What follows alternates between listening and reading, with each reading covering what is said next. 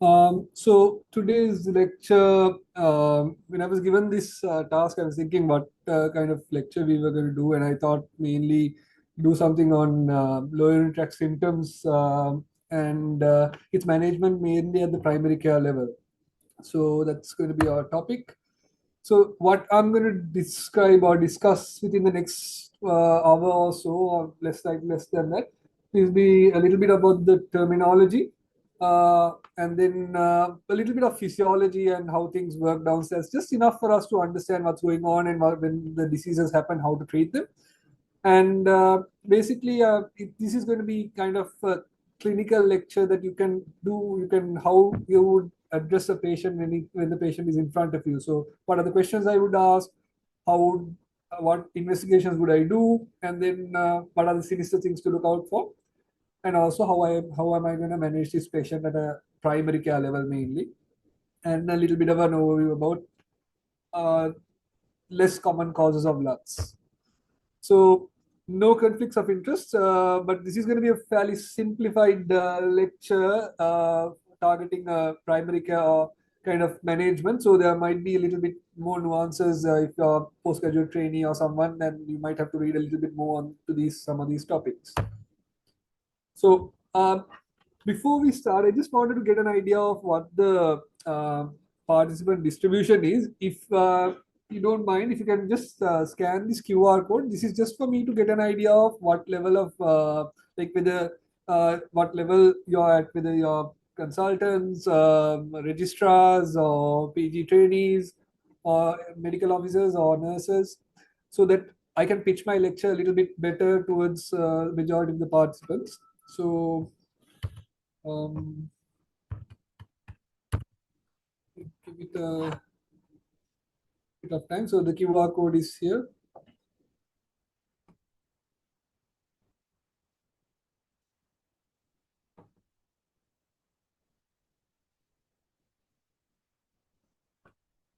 I hope I'm sharing the same screen in Zoom as well. Yeah.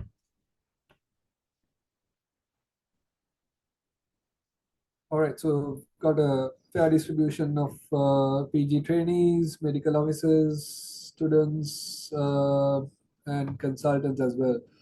So yeah, that's good.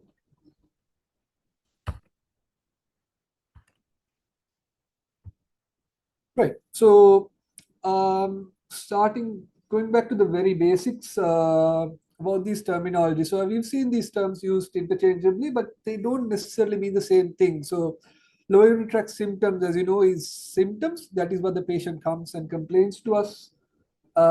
Then bladder outflow obstruction is any sort of bladder obstruction that may be due to BPH or maybe something else. And benign prostatic enlargement or BPE is it's just an enlargement of the prostate, which may or may not be causing obstruction and which may or may not be due to hyperplasia, which is a histological diagnosis. So as you can see, there's a significant amount of overlap, but it's important to remember that all LUTs are not BPH and all BPEs doesn't necessarily cause LUTs. So there's more to it. And the terms, we have to be a little bit mindful of the terms when we use them, especially in our presentations. So a bit about the physiology. So I'm not going to bore you with all the details of first year physiology, but this is just to get an idea for our mandatory identification of symptoms and management. So the bladder and its outflow is basically a reservoir, which is a very it's a fantastic mechanism that underlies this bladder filling and voiding. So it's a reservoir that enables filling without increasing of the pressure. And then at that point, need to have the sphincters, if you can see with my mouse here. So you have the internal and external sphincters, mainly the external sphincter, which is under somatic tone, will maintain continence. And then the motor neurons will keep the continence when the bladder is getting filled. When the bladder fills, it's very important that it doesn't increase in its pressure. So that's what may remain. That's what protects the kidney. So we'll come to these pathologies when they're disrupted.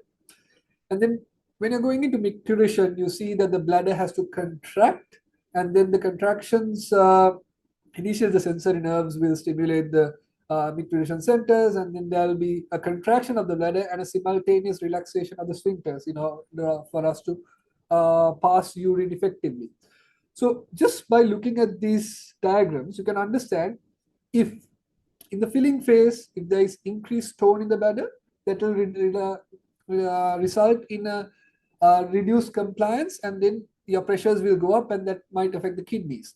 And if the sympathetic tone is too much, so if there is parasympathetic tone and the bladder is hypercontracted, then you will have a lot of urgency and frequency. So likewise, when the bladder is going on a micturition phase of it, if the sphincters do not relax when the bladder is contracting, there is something called a detrusor sphincter dyssynergia. So this is just a very simple interplay, but it has to happen perfectly for us to have normal micturition. So although we don't appreciate it, there's a little bit more to it than meets the eye. So, okay, so this is a case scenario. Don't worry, I'm not going to ask you questions on this, but the 65-year-old man presenting to your GP practice with a progressive difficulty in passing urine. So this is what you get every day in your GP practice or your clinic, and the patients will come and say there's difficulties in passing urine. So what are the most important questions that we want to ask him? What essential investigations would I do? What shouldn't I miss? And how do I treat this patient? So this looks like your final MBBS questions. So I can see you all thinking, oh my God, we are just going to talk about the final MBBS long case again. So the problem with this at a primary care level is this. This is not your final MBBS. You don't have 15 minutes of protected time. I'm pretty sure some of your GP practices are like this when you go home at 5:30 today. So you have a very long queue, and you have to treat all these patients, see them, and go home in a reasonable time. So how do we do this effectively and whilst not compromising a lot of time? So what are the most important salient things to ask? Is it benign? So that's probably the first question that we want to answer. If there is any sort of pathology, is this something sinister? Is there some malignancy going on?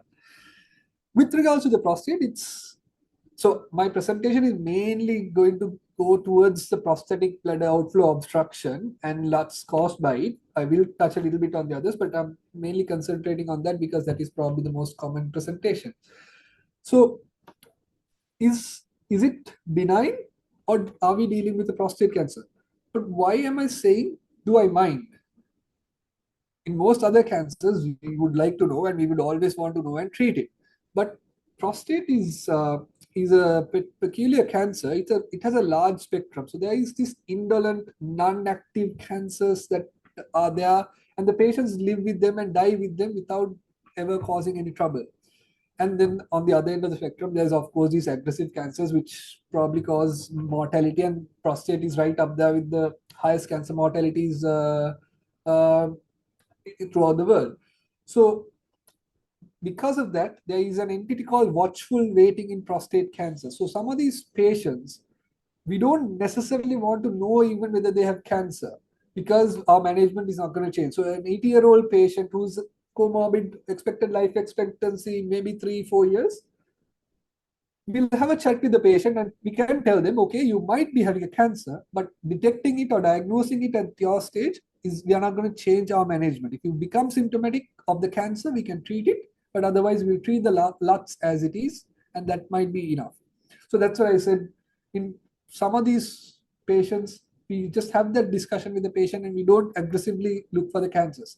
But it is totally different if it is that 65-year-old that we're talking about. Here, especially in our stage, we have to try and do everything to find that patient who might be having a cancer.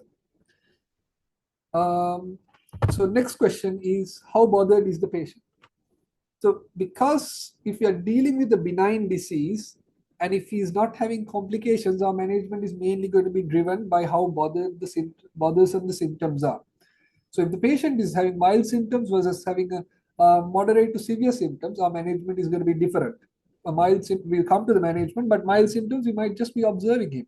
Whereas moderate to severe symptoms with the same other parameters, we might be even thinking of early surgery, not even skipping the medications also. So that's that's where we stand. It's very important to establish how bothersome the symptoms are. Another important thing is about storage and voiding symptoms. We've been listening to these talks on storage, voiding symptoms since we were in third year of medical school. But it's important because, again, as we know, majority of the time, 99% of the time, we are in a storage phase. So we, apart from the time we go to the toilet, we store our urine 24 hours and 55 minutes of the day. So if we have storage symptoms, if a patient has storage symptoms, that will be more bothersome to them. So it's important to establish that. And our management is also going to be determined by what symptoms are bothering the patient most. So it's important to kind of get an idea what is the most bothersome symptom, how bothered the patient is, and then what is the most bothersome symptom. Then next thing is, are there any red flags? So we are talking about a common presentation, uncomplicated BPH, and just LUTS, but there can be others that are harboring very sinister diagnosis, which can be leading to obstructive nephropathy. It can be leading to bladder failure, which is a kind of a newish kind of term, but essentially long-standing obstruction causes the bladder to distend and eventually the bladder fails. So the effective relaxation and contraction doesn't happen, the physiology that I showed you earlier. So then even after outflow tract surgery, you will see that there are large residual volumes and all the complications of the residual volumes can happen. So it's important to detect these patients who are going into bladder failure and treat them early. So next thing is infections. Are these patients having recurrent infections? So then our management might be a little bit more aggressive than someone who's not having them. And urinary retention. Have they had any episodes of retention?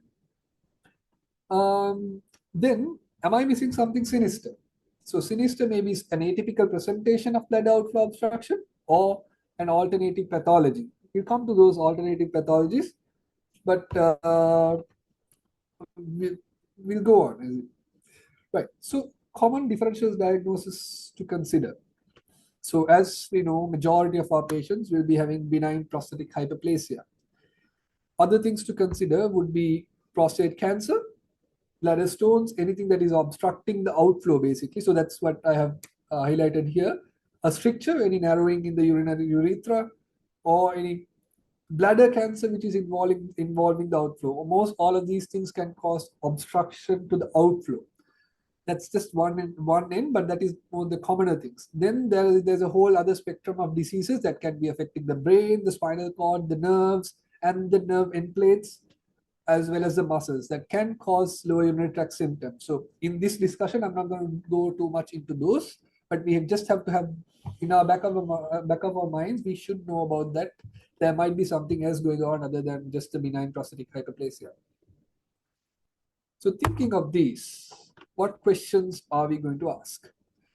So this is just a very simplified five domains that I wanted to highlight. This is by no means comprehensive, and there might be other things that you might want to ask depending on the patient. Essentially, all of our evaluation, whatever the patient comes, is going to be to establish a diagnosis, assess whether there are any complications of that diagnosis or presentation, and just to determine how fit the patient is for whatever management we are thinking of. It may be just putting a catheter, it may be medical management, it may be surgical management. So I think any disease that comes to us, whether patient comes with chest pain or patient comes with a stroke or patient comes with LUTS, I think this is our priority. And with regards to our presentation, we want to establish LUTS, duration, onset, progression, and how bothersome it is, whether there are alarm features. So nocturnal enuresis is an important feature. I'll come to the high pressure chronic retention a little bit later in my presentation, so leave it as it is now. Renal failure, features of renal failure may be detected in the questions, and alternative diagnosis. If there's any hematuria, that's probably a red flag sign. That is not a patient you are just going to give some tamsulicin and send home. There's a family history of prostate cancers or any other urological cancers, that's someone that you might be a little bit more wary of. And atypical age group. If it's a young patient with LUTS, probably not your typical BPH, and whether the patient is on medication that may be causing LUTS or maybe interacting with the medications that we may be giving for the management of LUTS. So that's few things to think about. Examination wise, again, this is by no means comprehensive, but few salient things that I want to highlight. You want to see the fluid status. Any patient, well, patients who are retaining a lot of fluid with blood outflow obstruction, even before their creatinine starts to go up, you can see that they're retaining some fluids. So that's why when you put a catheter in some of these patients with chronic retention, you see a post-obstructive diuresis. There's a physiological part of that diuresis that happens. So it's important to get an idea of the fluid status, whether the bladder is palpable. The patient may not be in acute retention, but the bladder may be palpable or percussible. So chronic retention patients may be passing 400, 500 ml of urine, and they will tell you they're passing urine all right, but their bladders may be 2000 ml and they retain about 1500 after they pass urine. That's an extreme example, but that I've seen enough and more patients like this. So those bladders will be percussible even after the patient passes urine. So it is something that you can clinically detect. In this day and age, when there's ultrasounds and bladder scanners and everything, our clinical assessment is kind of not given a lot of priority. But there are things that these are things that you can do at your GP practice, and it doesn't take a lot of time to do it as well. And just important to have a look at the genitalia. The patient may be having phimosis where you are trying to do a TURP file. And whether there is any BXO. So BXO is bladder balanitis xerortica obliterans, which is a lichen sclerosis is the newer term for it. But when you have that, you might see some scarring. Even if you don't have phimosis, you might see some scarring in the penis or foreskin. So that will give you an indication that the urethra also may be involved and may be thinking of a stricture. The most important lesson thing that I wanted to highlight, this is my AI art, so forgive my prompt for the AI, but the mighty index finger. So digital rectal examination is a very important part of evaluation. So I know as medical students, we drill it into all our students to do it, but practical sense, how much are we doing that? I know there are studies in Western world saying the digital rectal examination doesn't give you adequate information. It doesn't give you adequate sensitivity. It doesn't sometimes change the management. But those studies are done in Western countries where PSA screening is either routine or at least very easily done, opportunistic. Any patient who walks through the door gets a PSA done. But in our setting, I think the digital rectal examination is very pertinent because we don't have routine PSA screening and it's not affordable for most of our patients sometimes. So it can reveal a lot of information and it's important to do it. Okay, so just to steer the discussion again, if you can go back and scan the same QR code or go to the same thing, there will be a question. So the question is, the patient is at your GP practice. Do you need to do any investigations? There is no right answers. It's just basically your opinion. What do you want to do? And it doesn't, there is definitely no right or wrong answers.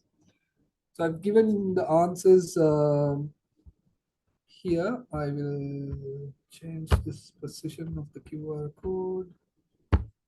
Let's see what, just put, you can select multiple answers in that. What are the investigations that you would do in this kind of a patient?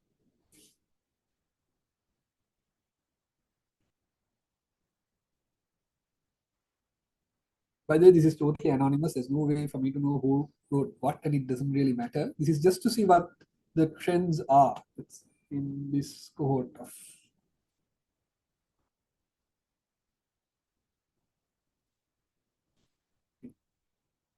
I'm surprised no one is going for no investigations. Practically, I see a lot of patient comes to a GP practice. I've seen enough and more times that you can just send off with answers, and I don't find anything wrong with that as well if the patient is having typical symptoms. So, yeah, so that's a.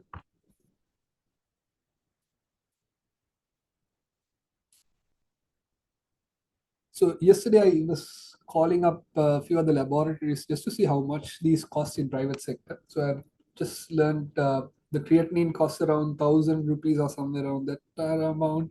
Serum electrolytes cost around, I think, closer to 2,000. I might be wrong. These are just one or two labs that I just called up randomly and asked these figures. Urine field report is probably a little bit cheaper. It's very interesting that I learned that the ultrasound is very cheap in this country.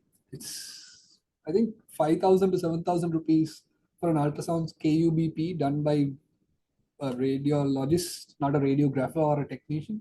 It's probably not too bad. I was surprised, really. PSA costs around 10 to 7,500 to 12,000, depending on where you get it done, from what I've heard. A bit expensive, I guess. Uroflowmetry widely varies depending on where you do it. Right. Okay. So that's interesting. So this is just a suggestion, if anything, and is very open for discussion. And I don't think there's a right or wrong thing depending on the patient.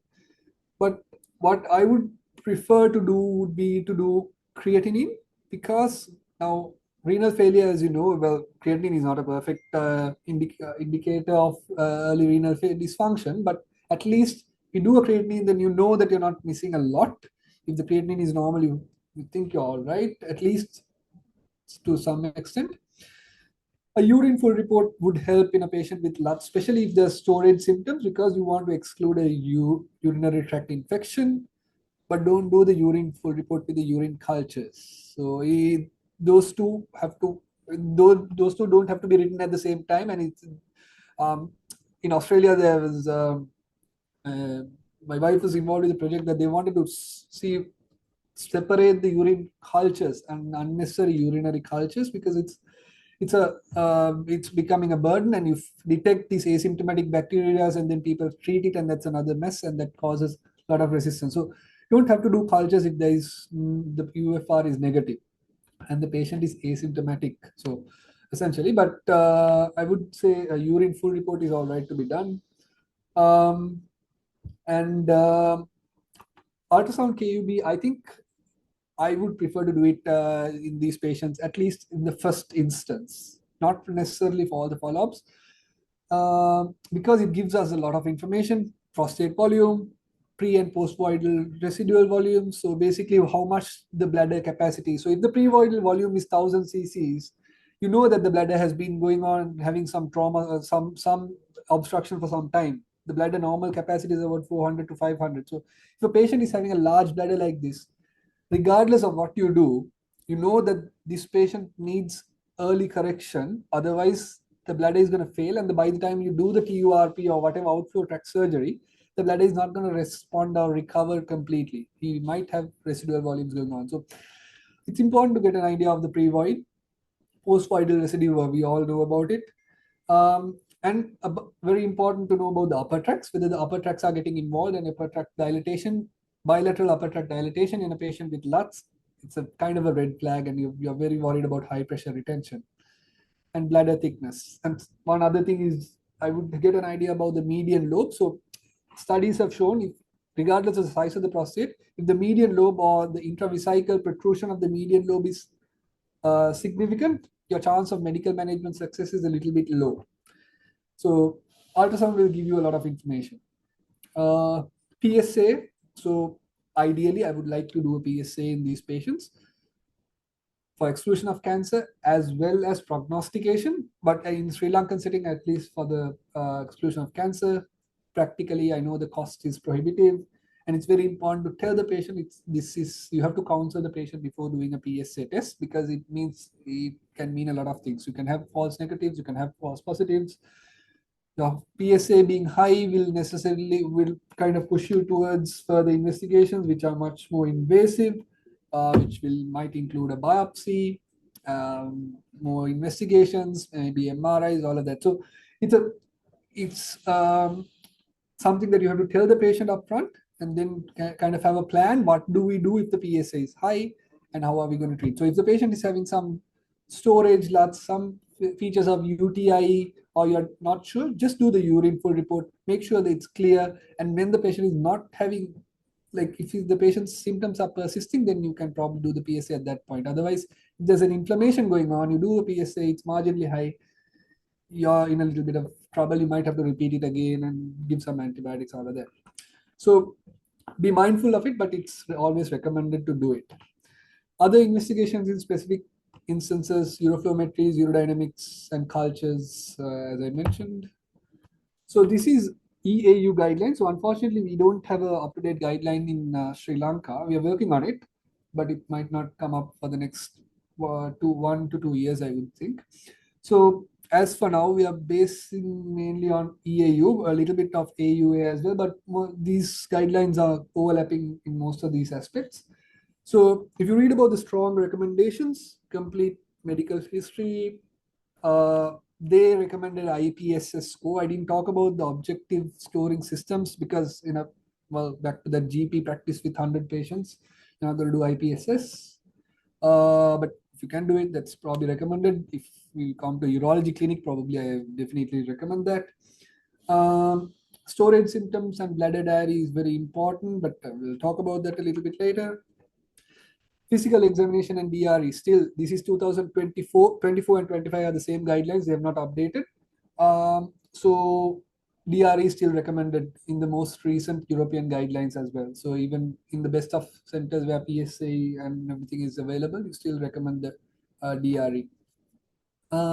And PSA is recommended for diagnosis if the diagnosis of cancer will change management. So be mindful. Don't do PSAs on 80-year-olds who are going to die in the next month. But if there's a younger patient, if the diagnosis of prostate cancer is going to change his management, consider PSA. So rest of it you can read. So now to the interesting part, I would say.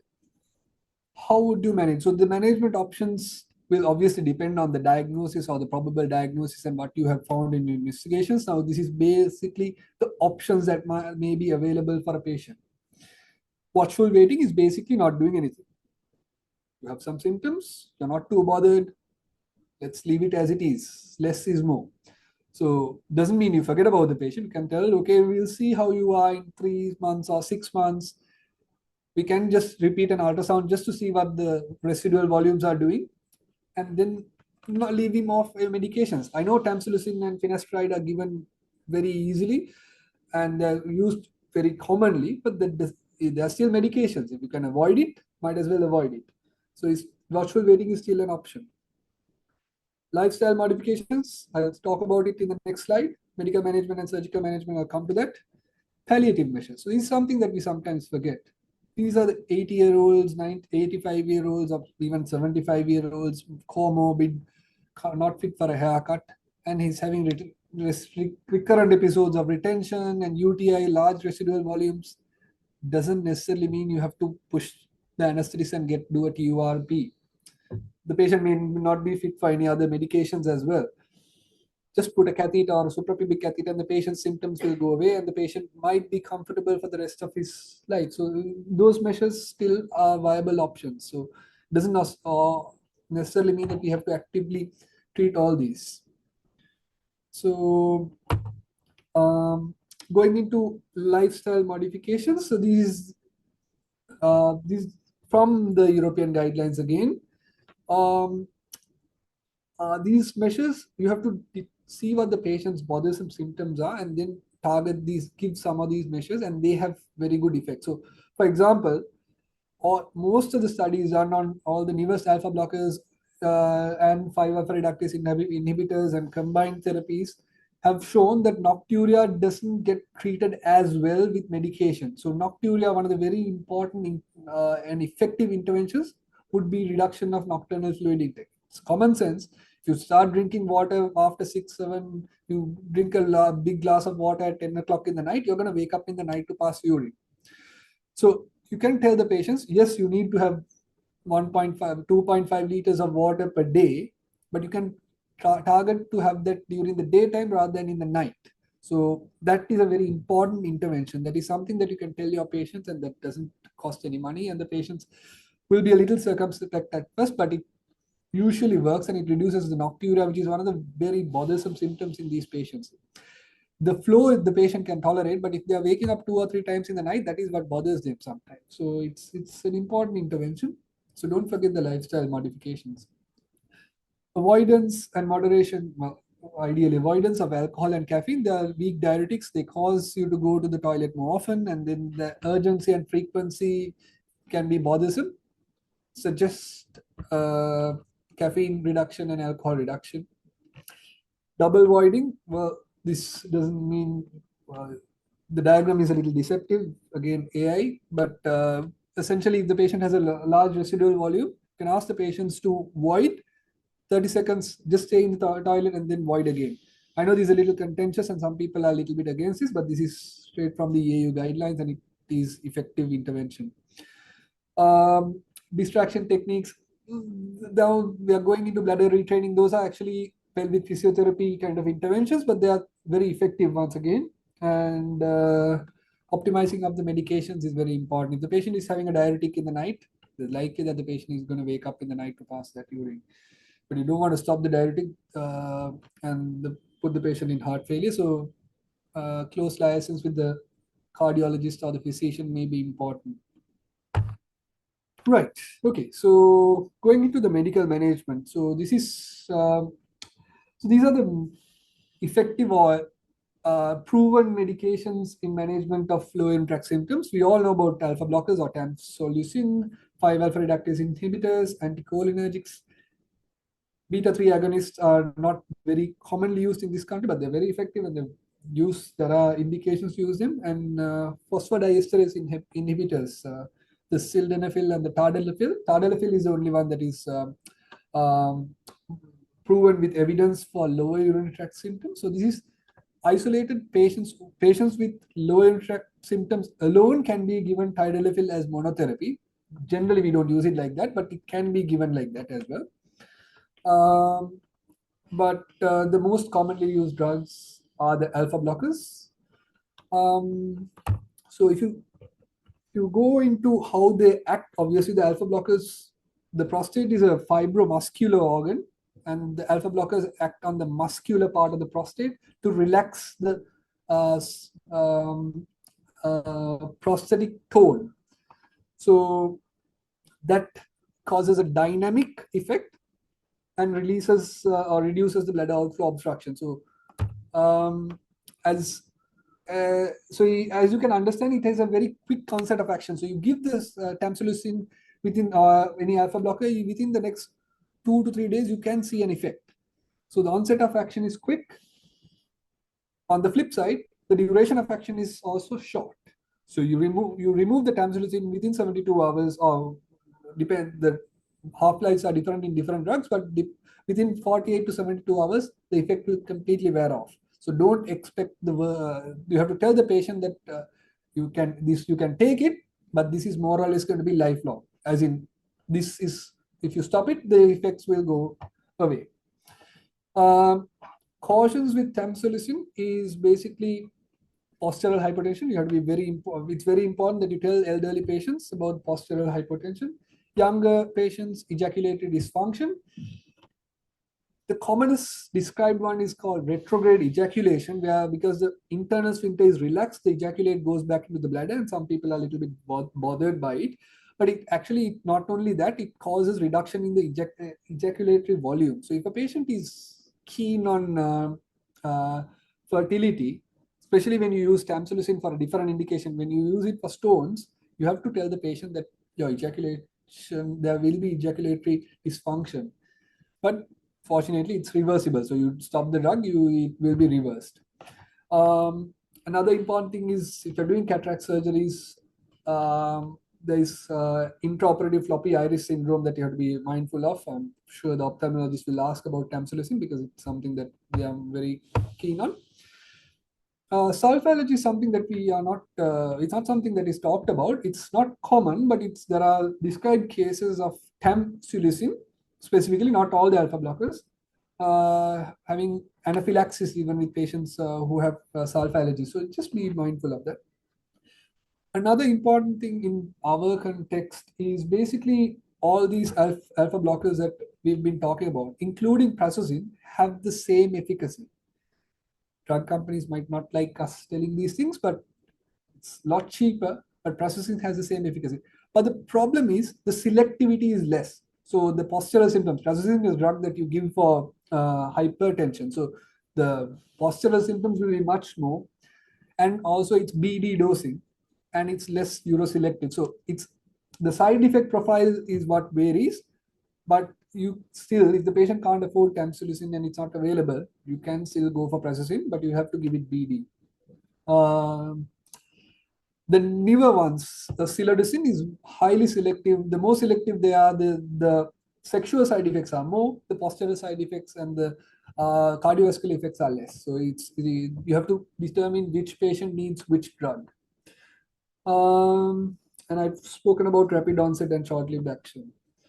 The 5-alpha reductase inhibitors, finasteride and dutasteride are the commonest available ones. We all know about the DHT conversion. They reduce the effective agent. The testosterone converts into dihydrotestosterone, which is more efficacious, and that's by inhibiting this conversion, the finasteride and dutasteride reduce the effects of testosterone. Obviously, this is a hormonal effect, so this will take time for it to have its effect. So classically, it's said 3 to 6 weeks for the onset of action. So you give finasteride or dutasteride, and then don't expect the patient to respond immediately within the next week or so. So the maximum effect will also take time. But the good side of it is acting through an hormonal mechanism. So they say after about 5-6 years of hormonal manipulation, that will result in a significant reduction in prostate volume as well as prostate vascularity. So it's recommended for glands more than 30 cc. So that's where the ultrasound comes in. So if the gland is very small, there is no the efficacy is very limited to give 5-alpha reductase inhibitors. Another very important thing is 5-alpha reductase inhibitors, because they work through a hormonal mechanism and reduce the trophic action of the prostate, it will reduce the PSA by 50%. It doesn't reduce the risk of cancer by 50%, it just reduces the PSA. So if a patient is on one of these and you do a PSA and it comes back as, say, 2 or 3, you have to double it. If the patient has been on a reasonable amount of time, say 3 to 6 months of 5-alpha reductase inhibitors, you can simply double the PSA value to get the value, and then you decide what you're going to do for the PSA. So that's why the initial trials, if you read about the initial trials, they said finasteride and dutasteride, at least the finasteride at that time, increases the risk of high-risk prostate cancer. It's actually because it was not detected early because of these false PSA reduction. So be mindful, and general indication is to do a baseline PSA before starting it. Cautions, mainly sexual side effects. So you have to tell the patient you might have some erectile dysfunction, your libido will be decreased, and those are just the side effects of the reduction in active testosterone. So I'm just going to talk about those two drugs because those are the commonly used drugs. But the anticholinergics and the beta-3 agonists are mainly to reduce the bladder contractility. So if a patient is having troublesome storage symptoms, you can try an alpha blocker and then you can go into one of these. The next case scenario, we'll discuss a little bit more about that. And phosphodiesterase inhibitors, as I told you, it can be used for, it's usually used for erectile dysfunction, but can be used for bladder outflow obstruction as well. So next scenario. The 52-year-old male presenting with bothersome voiding predominant LUTS. His PSA is 0.4. So the PSA values are general cutoff is 0.4 to 4, but there is no absolute normal value. It depends on so many other things. But this is just to tell that the PSA is not increased. His ultrasound reveals a prostate volume of 40 cc's with a post-voidal residue of 70. 70 by 500 means his pre-void is 500, post-void is 70. Okay, so what is your initial management? I'm not going to ask you to go to Mentimeter on this, but if you can think of it. So this is your everyday patient who comes to your clinic or your GP practice, what would you do? So you evaluated, you've excluded the high any sinister things, and you're thinking this is an uncomplicated BPH. What would you do for this patient? The patient is not really happy with the initial management. The symptoms are still persistent. What is the next step in management? Okay, so before we go into that, so initially this kind of a patient uh, depends on how bothered this patient's symptoms are. The patient is having moderate to severe bother, and there's no other issues, no high upper tract dilatation, no hydronephrosis, not thinking of high pressure retention.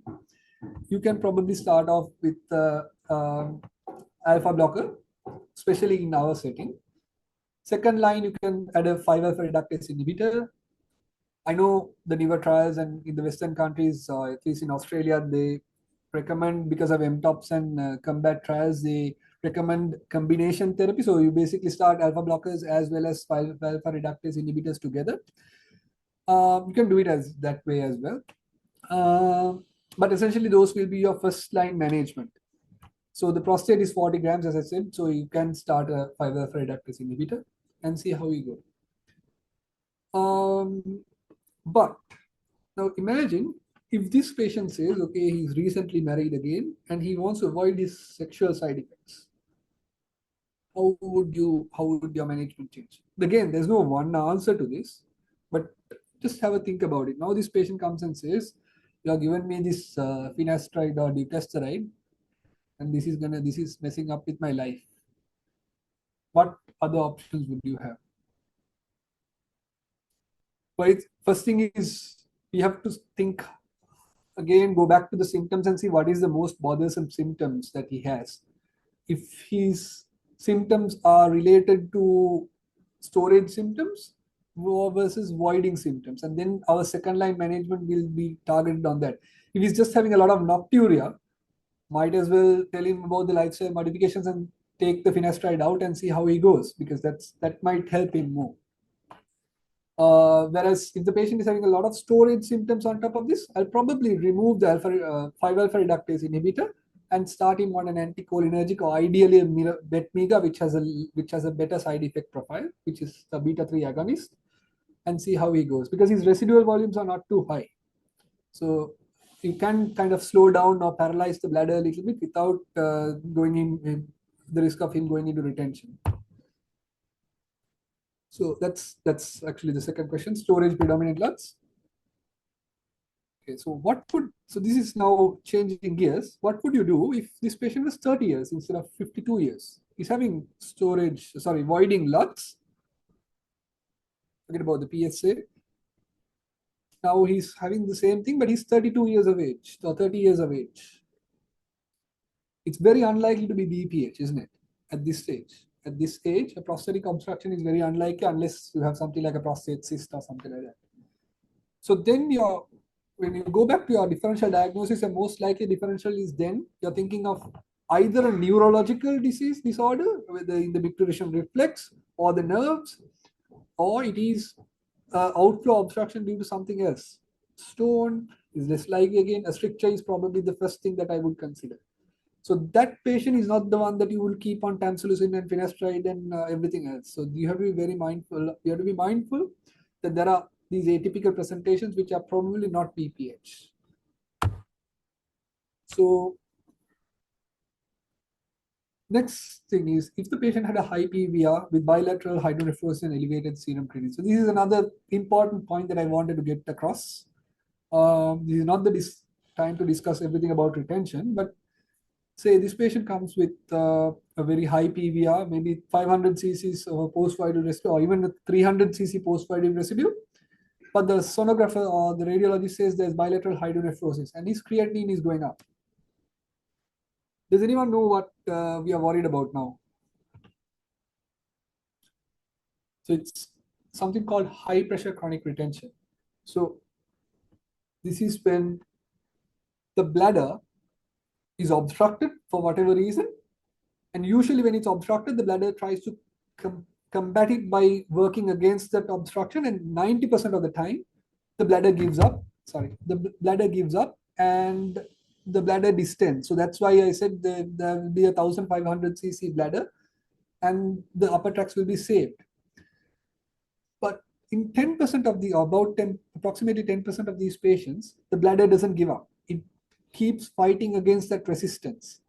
And what happens is that fight causes an increase in the pressure, and the pressure doesn't release downwards, it's going to release upwards to the upper tracts. So that's when you have obstructive uropathy. So the kidneys get affected because now there is a pressure building up in the collecting system, which is getting transmitted to the tubules and finally to the glomerulus. So then they go into what is called high pressure retention. It's very important to diagnose this, and these patients will come to the clinics because the patients may not be in acute retention at that point, so they might not have pain, and these patients still have upper tract dilatation and renal dysfunction. Whereas the patient may come with what is called acute on chronic retention, and you put a catheter, the bladder decompresses, and the patient is more or less okay. So these are the patients that you have to detect, and you have to advise against doing a trial without catheter. So the outflow obstruction has to be treated before we take the catheter out. Otherwise, the kidneys will again get will go into AKI and subsequently CKD.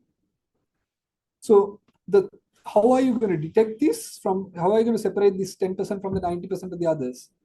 So resistant hypertension. So these patients were having a there's a hypertension which may not be effectively treated with our routine antihypertensives. The patients will have something called nocturnal enuresis, which is recent onset, obviously not someone who's having incontinence from birth. The reason for that is when they go into sleep, the sphincters relax a little bit, and they have that increased pressure in the bladder is released downwards. So the patient wakes up in the middle of the night with some enuresis. So they wet themselves. So what they will say is they go to sleep, and then when they go to about 1 hour afterwards, they wake up wetting themselves. So that is a red flag symptom, if any. If the patient comes and tells you that they have started wetting themselves in the night, that is somebody who's probably having high pressure retention until proven otherwise. So that patient has to have a catheter. Even if the patient is coming to your GP practice, you have to refer that patient on the same day or whatever next day to some place where you can get a catheter in to protect the patient's kidneys. You do a creatinine may be elevated. You do an ultrasound, you can see high upper tract dilatation, and when you put a catheter, post-obstructive diuresis can happen. There's a lot of contention to say whether every patient who has post-obstructive diuresis, whether they have high pressure retention or not. Probably no one knows the exact answer, but it's safer to consider if a patient is having significant amount of post-obstructive diuresis, then we have to consider it as high pressure retention and kind of manage it accordingly. So it's very important to detect this patient. This is that 10% of these patients who are not going to do well if you leave them with medical management and lifestyle modification and whatever. So essentially what we would do in the hospital would be, you put a catheter into this patient, you manage the post-obstructive diuresis. Obviously, that is, the patients will produce more than 200 mLs of urine per hour. And we see sometimes 5 to 10 liters of urine for 24 hours. So you will manage this fluid and electrolytes. And once the diuresis is settled, you send the patient home with a catheter, and we get them down and do a TURP or whatever outflow tract procedure before we send the patients, before we take the catheter out. So we don't do a trial without catheter in these patients. Right. So shifting gears now, indications for BPH surgery, probably just to complete this discussion. If the medical management and lifestyle modifications are not addressing these symptoms adequately and the patient is still being bothered, you're left with surgical options. Compliance was an issue. Sometimes you don't have consulicin and finasteride or these drugs freely available, and the patients, it's a lot of money to buy from outside. Drug companies will not like me saying this, but it is expensive for these patients, and some of these patients can't afford. And we see, especially in this part of the world, we see that we have to do surgery because they can't afford the medication. These are the patients who can be managed effectively with medication, but because they can't keep taking the medication every day, we have to do that. Renal failure secondary to bladder outflow obstruction, that is what I told earlier. Bladder failure is similar. So if the bladder is going, if the pre-voidal volumes are going up and up, regardless of the symptoms, then to save the bladder, we have to kind of think of relieving the obstruction. Recurrent retentions while on medication, and ongoing hematuria is another indication if it is attributable to BPH. So on a side note, any patient who has macroscopic hematuria throughout the world, it is recommended that you evaluate that patient and don't think this is due to anticoagulants or antiplatelets or a small stone in the periphery of the kidney. So it's important that you do upper tract imaging, CT IVP, cytologies, and a cystoscopy. So it's very important to evaluate the hematuria. Right. So options, very briefly, the latter part of my presentation. So transurethral resection, basically resection procedures. You put a camera in through the urethra and resect the prostate. So that is what you're seeing in the top diagram. So you resect it and you're effectively coring out a channel to open up the prostate bladder outflow. This is not a procedure to remove the prostate. So you have to tell the patient your risk of prostate cancer doesn't decrease the fact that you have a TURP. So you still have to have the same screening if you are having some screening or any surveillance for prostate cancer. Laser prostatectomy. So HOLEP is coming up in a big way. Fortunately, Sri Lanka, to the best of my knowledge, not a lot of centers. Well, I don't think anywhere is offering HOLEP because we don't have the high power lasers really, but otherwise we can do this. It's a very effective procedure. Mimics the Millin's prostatectomy. So you just like peeling an orange. So there is this diagram there. So just like you peel the orange, you leave the capsule of the prostate and you take everything out. So it effectively takes more of the prostate than a TURP, and you can do it for very large glands as well. Then green light laser prostatectomy, again expensive, but it's very we do a lot of that overseas because of the patients are now on apixaban and rivaroxaban and all the NOACs, and so the patients who can't stop these anticoagulants, we can do these green light laser prostatectomies. The fibers are pretty expensive. I think around 200 to 300,000 rupees if you convert it into Sri Lankan rupees. So that's prohibitive in Sri Lankan setting. Urolift is something that is a little less invasive, and if a patient wants to retain his ejaculation, this is an ejaculation preserving procedure, but longevity is a little bit of a question, and you can't do it for very large prostates. Aquaablations and prostate artery embolization are some other things. So last 3 slides of my presentation, just to touch on the few other common things. Urethral strictures. So a younger patient who has any history of trauma, sexually transmitted diseases, urethral discharges, or any balanitis, cirrhotic obliterans, or lichen sclerosis, you have to think of strictures. So the patients will present with LUTS. History is more or less similar, but here uroflowmetries and urethrograms and cystoscopies are indicated to diagnose this.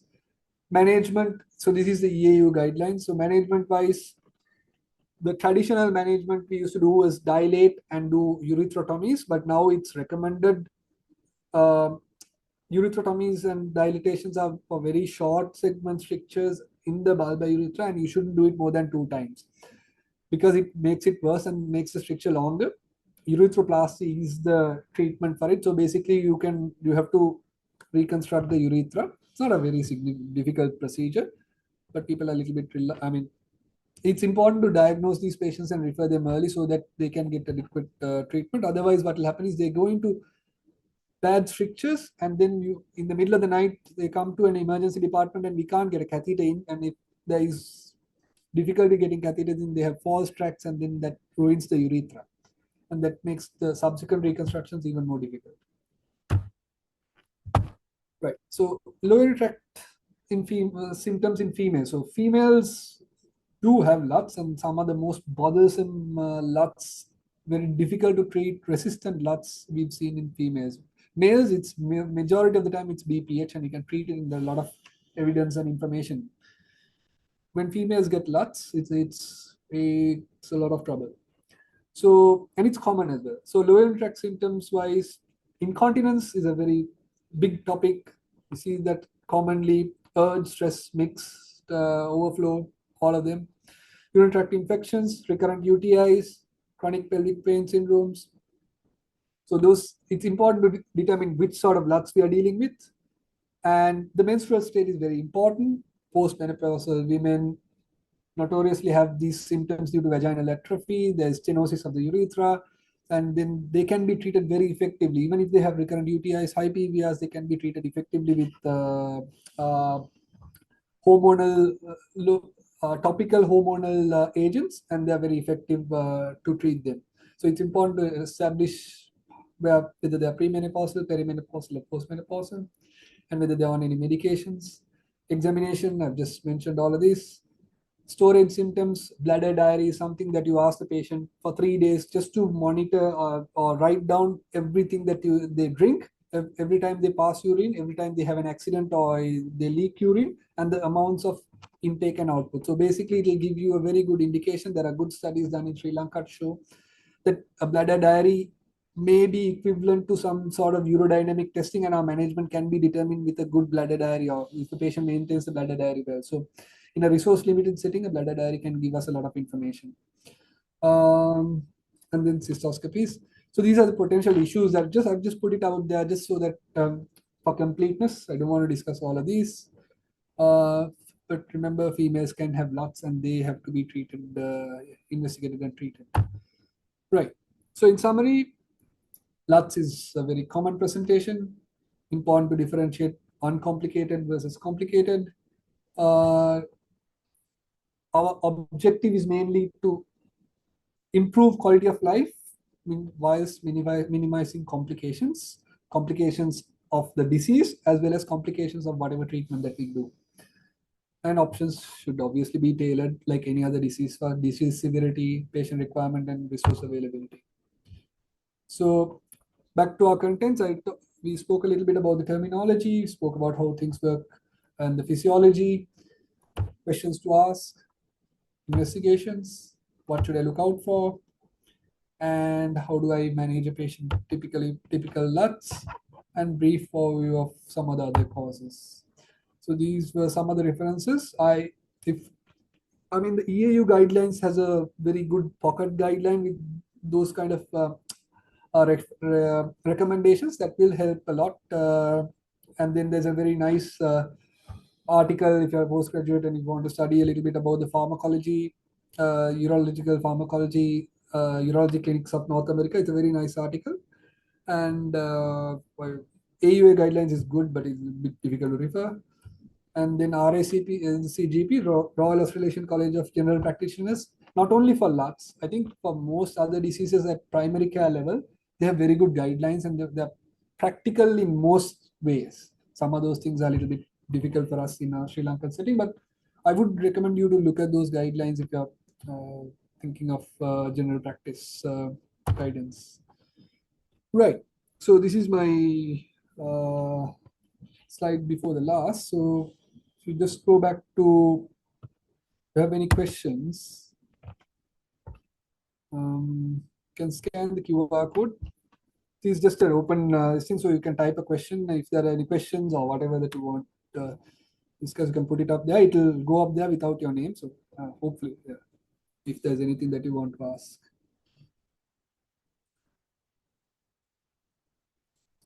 Put a timer on it so that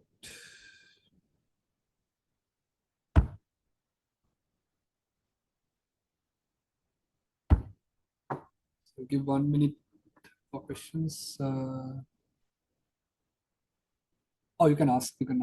The mic is there, so I'm used to the medical students being very shy. So anonymous questions are always.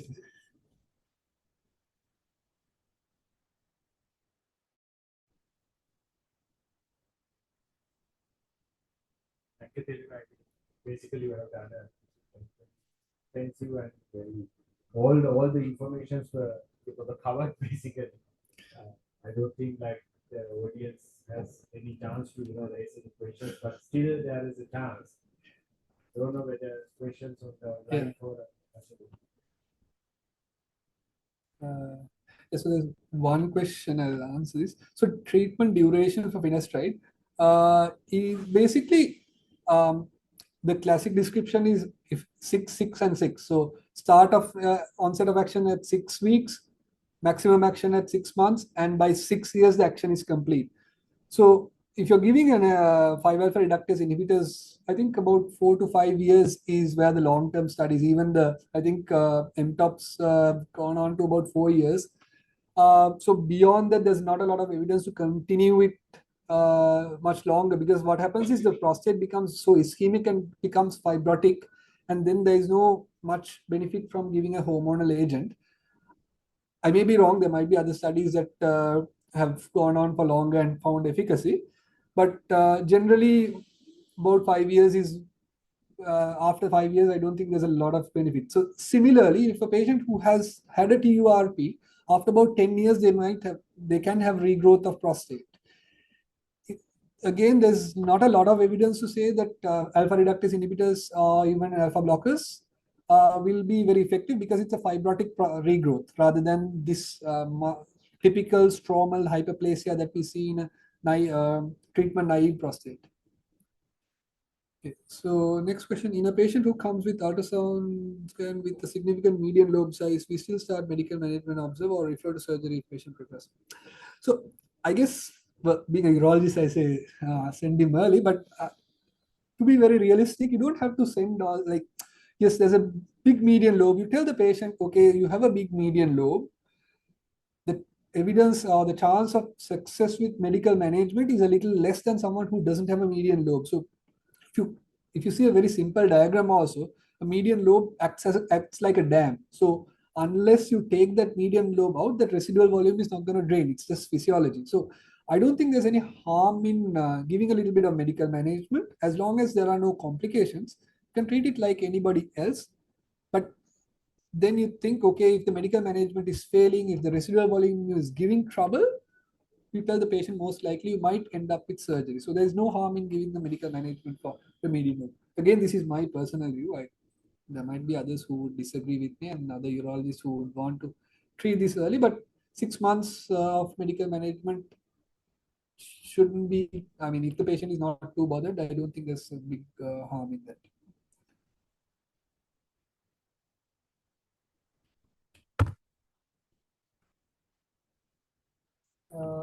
Any other questions? Right.